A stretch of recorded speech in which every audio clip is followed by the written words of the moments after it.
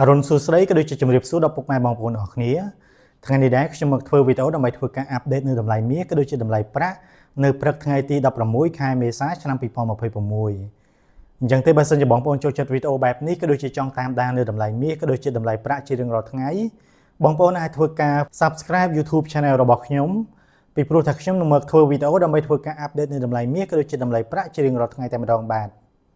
សម្រាប់ថ្ងៃនេះផងដែរតម្លៃមាសបានធ្វើការប្រែប្រួលតិចតួចហើយតម្លៃមាសចុងក្រោយដែលខ្ញុំបានចូលទៅមើលនេះគឺ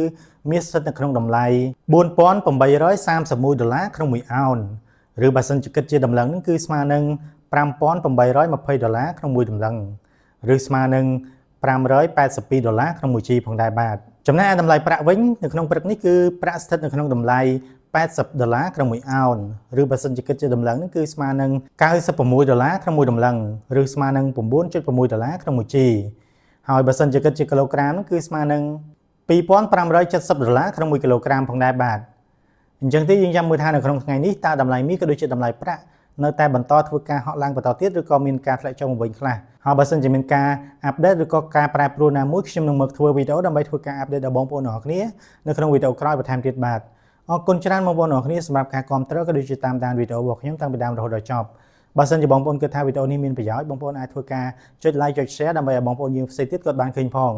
ហើយបើសិនជាបងប្អូនមានមតិយោបល់យ៉ាងណាបងប្អូនអាចធ្វើការ comment នៅក្រោមវីដេអូរបស់ខ្ញុំនេះបានបាទអរគុណច្រើនបងប្អូនទាំងអស់គ្នាជម្រាបលាបាទ